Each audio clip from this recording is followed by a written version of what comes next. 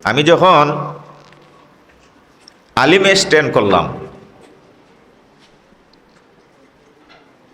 ওই সময়কার তো মোবাইল ছিল না, ইন্টারনেট ছিল না। সিলেট এআই সেন্টার ছিল। আমাদের বহু আগে গিয়ে প্রিন্সিপাল হুজুর উপস্থিত থাকতো। সেন্টারে গিয়ে রেজাল্ট আনতে হতো, তো হুজুর নিয়ে আসতেন।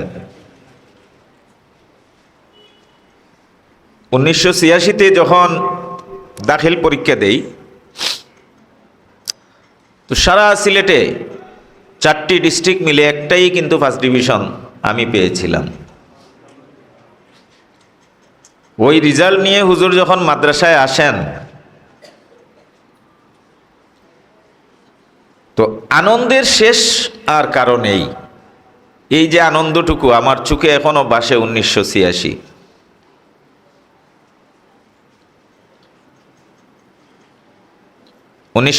ইংরেজিতে যখন আলিম পরীক্ষায় সারা বাংলাদেশে মাত্র 57 জন প্রথম বিভাগ পেয়েছিল,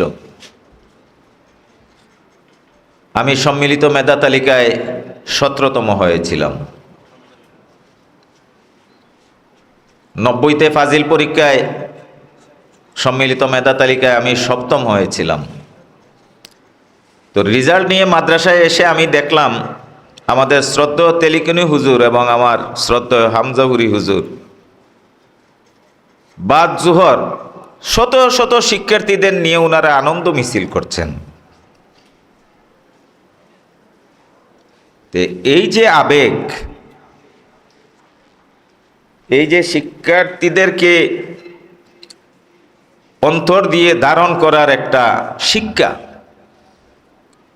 আমি সেটা উনাদের থেকে শিখেছি। মহান রাব্বুল আলামিনের শুকরিয়া যে আল্লাহ আমাকে একটি পরিচয় দিয়েছেন এবং সেই পরিচয়ের সূত্র ধরে আপনারা একটি উপলক্ষ পেয়েছেন।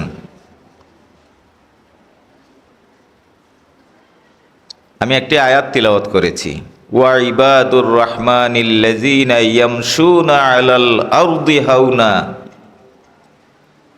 আমি নিজেকে আমার রহমানের একজন খুবই নগণ্য আব্দ দাবি করি। তো আমার চলার নির্দেশনা হবে হাউনান, এবং আমি প্রথম থেকেই এই ব্যাপারে খুবই সতর্ক। আমি জানি আজকে আমার যে পরিচয়, এটি আল্লাহ রাব্বুল আলামিনের পক্ষ থেকে আমার জন্য একটি বিশাল পরীক্ষা। তো আমাকে অনুসন্ধান করতে হবে যে এই পরীক্ষায় কিভাবে সফলকাম হওয়া যায়। এই পরীক্ষায় সফলকাম হতে হলে সর্বাগ্রে যে জিনিসটি প্রয়োজন,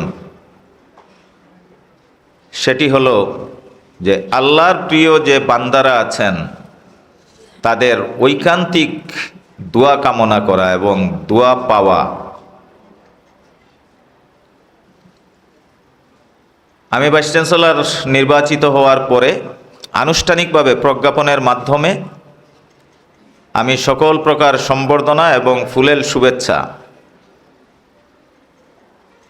সেটা থেকে সকলকে বিরত থাকার জন্য অনুরোধ জানিয়ে আমি অফিসাদেশ জারি করেছি। প্রায় 3 মাস আমার সিলেট আসা হয় না। তা আমি মূলত আমার বাবা মায়ের কবর জিয়ারত এবং গতকালকে একটি অনুষ্ঠানে আমি অ্যাটেন্ড করেছিলাম, আল্লামা সুডা সাহেব কিবলা সেখানে ছিলেন। সেটা একটা কৃতজ্ঞতা প্রকাশ করার জন্য। আর আজকের এই অনুষ্ঠানে আমি উপস্থিত হয়েছি নিজের শিকড়ের যে অস্তিত্ব, সেই অস্তিত্বকে জানান দেওয়ার জন্য। আমি সম্বর্ধনা নিতে আসিনি, আমি এসেছি আপনাদের দোয়া নিতে। সঙ্গত কারণে এই ভাইস চ্যান্সেলরদের মধ্যে আবার স্টেপ আছে। তো তা আলহামদুলিল্লাহ আপনাদের দোয়ায় আমি প্রথম 1-2 জনের মধ্যেই আছি। তো সঙ্গত কারণেই আমাদের ঢাকার বাহিরে আসতে হলে মাননীয় প্রধানমন্ত্রী রাষ্ট্রপতির অনুমোদন নিয়েই আসতে হয়। মন্ত্রণালয় থেকে আমাকে প্রোটোকল দেওয়ার জন্য অলরেডি ডিসি এবং এসপি অফিসে চিঠি দেয়া হয়েছে। আমার সাথে এসপি মহোদয় যোগাযোগ করেছে। আমি বলেছি যে আমাকে প্রোটোকল আপনি কোন জায়গায় দিবেন? যেখানে আমার জন্ম হয়েছে, আমি বেড়ে উঠেছি, ওই জায়গায় তো আমার প্রোটোকল নেয়ার কিছু নেই। এখানে আমার প্রোটোকল তো আমার সুহৃদ যাদের দোয়ায় আমি আজকে এই পর্যায়ে এসেছি এবং সামনে এগিয়ে যাব, তো এখানে তো প্রোটোকল নেওয়া যাবে না। তো যাই হোক, আজকে অনেক কথা আসলে বলার ছিল। এখানে কথা বলতে গেলে আবেগ চলে আসে। এই মাদ্রাসায় 1976 সালে আমি আমার বাবার কুলে করে প্রথমে এসেছি। আমার শৈশব, কৈশোর, যৌবনের অনেকটা সময় আমি এই মাদ্রাসায় অতিবাহিত করেছি। আজকের যে বিল্ডিং, এই বিল্ডিং কিন্তু আগে এই অবয়বে ছিল না, এই বিল্ডিংয়েই ছিল।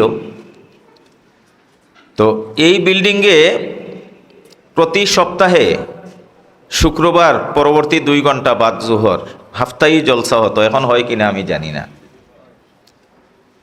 এবং এই ব্যাপারে আমার হুজুর কিন্তু খুবই অ্যাক্টিভ ছিলেন, যে কেউ যেন অনুপস্থিত থাকতে না পারে। খতমে খাজেগান শেষ, সবাইকে এসে এখানে উপস্থিত হতেই হবে।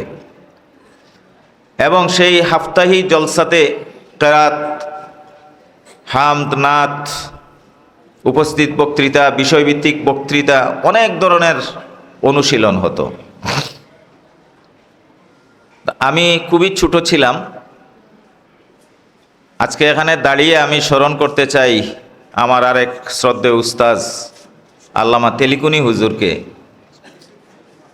হুজুর চেয়ারের উপরে আরেকটি ছোট্ট ওই যে বসে যেটাতে, ওইটা তুলে দিতেন, এরপরে আমাকে ওখানে উঠিয়ে দিতেন, কারণ মঞ্চে আমাকে দেখা যেত না। তো আলহামদুলিল্লাহ, এই জায়গায় দাঁড়িয়ে যে প্র্যাকটিসটুকু আমি করেছি এবং যেটুকু কথা বলার যোগ্যতা অর্জন করেছি, এর সূত্র ধরে আলহামদুলিল্লাহ আমি জাতীয় পর্যায়ে বক্তব্যে একাধিকবার প্রথম হয়েছি। আমি এই বক্তব্য এখান থেকে শিখতে পেরেছি বিদায় হাউস অফ কমন্সে আমি বক্তব্য দিয়েছি।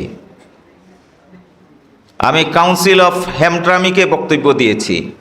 অনেক বিশ্ববিদ্যালয়ে তো দিয়েছি, দেশে বিদেশে অনেক জায়গায় বক্তব্য দিয়েছি। এই বক্তব্যটুকু আমি শিখেছি কিন্তু এই রুম থেকেই আমি শিখেছি। যেটুকু জানতে পেরেছি এই প্রতিষ্ঠান থেকেই কিন্তু জানার আমার সুযোগ হয়েছে। মাদ্রাসায় লেখাপড়া করেছি, নাহও এবং সরফ। আজকে আমাদের জাতির জন্য খুবই দুর্ভাগ্য যে মাদ্রাসা শিক্ষিতরা নাহও এবং সরফ জানে না। এই যে আমার ছোট ভাই সিরাজুল ইসলাম একটু সামান্য ইঙ্গিত করেছেন, আমাদের সময় নাহও এবং সরফের যে কম্পিটিশন এবং প্রতিযোগিতা হতো, এইটার সূতিকাগার ছিল এই মাদ্রাসা। তো আজকের এই মঞ্চে দাঁড়িয়ে আমি সর্বপ্রথম স্মরণ করতে চাই এই মাদ্রাসার প্রতিষ্ঠাতা মারহুম মাগফুর আল্লামা শতপুরি রহমতুল্লাহি আলাইহি। এই মাদ্রাসার পিছনে যার সবচেয়ে বেশি অবদান ছিল আল্লামা সাহেব কিবলা ফুলতলি রহমতুল্লাহি আলাইহি, আল্লামা মুহাদ্দিস সাহেব হুজুর রহমতুল্লাহি আলাইহি, আল্লামা গোটাগ্রামী হুজুর, আল্লামা হরমজুল্লাহ শায়দা, যার কথা প্রিন্সিপাল হুজুর বলেছেন, আমার শ্রদ্ধেয় উস্তাজ আল্লামা মুহাদ্দিস সাহেব হুজুর, তেলিকুনি হুজুর,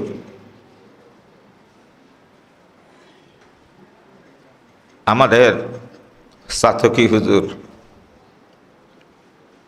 দুলভপুরি হুজুর এবং আরও যারা, এবং সর্বশেষ আমাদের উপাধ্যক্ষ মাওলানা সালিক আহমদ,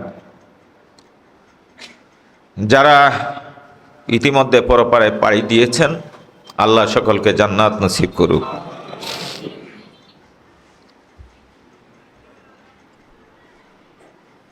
একটা জিনিস, আমি যখন আলিমে স্ট্যান্ড করলাম,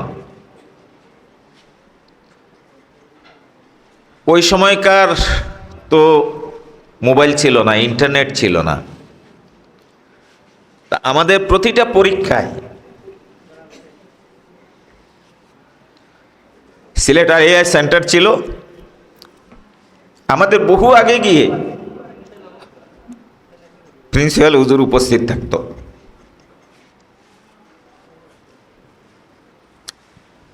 আর রেজাল্ট প্রকাশের দিন সেন্টারে গিয়ে রেজাল্ট আনতে হতো, তো হুজুর নিয়ে আসতেন। 1986-তে যখন দাখিল পরীক্ষা দেই, তো সারা সিলেটে 4টি ডিস্ট্রিক্ট মিলে একটাই কিন্তু ফার্স্ট ডিভিশন আমি পেয়েছিলাম। ওই রেজাল্ট নিয়ে হুজুর যখন মাদ্রাসায় আসেন, তো আনন্দের শেষ আর কারণ নেই। এই যে আনন্দটুকু আমার চোখে এখনো ভাসে 1986।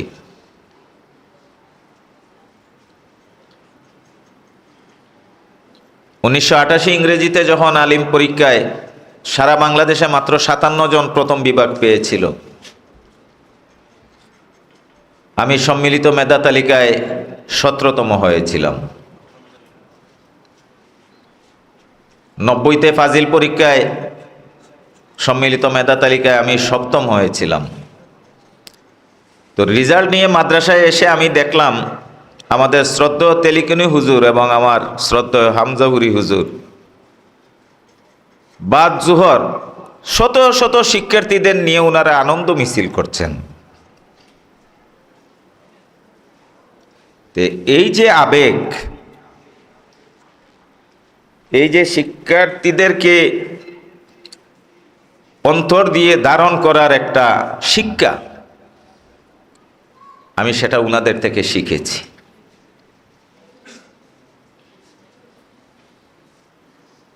আজকে যদি ওনারা হায়াতে বেঁচে থাকতেন, না জানি অনেক খুশি হতেন। যে কথাটি বলার জন্য আমি এই বিষয়টি উত্থাপন করেছি, এবার সেই বিষয়টি আমি বলি। আজকে ওনারা বেঁচে নেই, আমাদের থেকে বিদায় নিয়েছেন। তো তাদের প্রতিনিধিত্ব হিসেবে যারা আমাদের অভিভাবকত্ব বজায় রাখছেন বা অভিভাবকত্ব আমাদেরকে দিয়ে যাচ্ছেন, এই উপলব্ধিটুকু কালকে থেকে আমার মনের মধ্যে ঘুরপাক খাচ্ছে। আমি সিলেটে আসব এটা জানার পরে আজকের প্রধান অতিথি, আমি দেখলাম যে গতকালকে সন্ধ্যার পরে একটি প্রোগ্রাম ছিল 8:30টায়। তো আমি সেখানে গিয়ে উপস্থিত হয়েছি 9টা, সোয়া 9টার মধ্যে। আমি গিয়ে অবাক বিস্ময়ে লক্ষ্য করলাম যে হাজারো ব্যস্ততার মধ্যে উনি কিন্তু ডিউ টাইমে এসে সেখানে আমার জন্য ইন্তজার করছেন এবং আমাকে সাথে নিয়ে কিন্তু ওই অনুষ্ঠানে ঢুকেছেন। আজকের এই অনুষ্ঠানটি গতকালকে ওনার সাথে আমার কথা হয়েছে 11টার সময় আসবো। আমি সিলেট সার্কিট হাউসে থাকা অবস্থায় নিউজ পেলাম যে 10টার সময় উনি এখানে চলে এসেছেন। তা আমার মনে হয় যে মনের এই আনন্দ, এই মনের যে আনন্দ এবং মন থেকে এই যে ধারণ করা, এর চেয়ে বড় দৃষ্টান্ত আর হতে পারে না। সত্যিকারের অভিভাবকত্ব দিয়েছেন।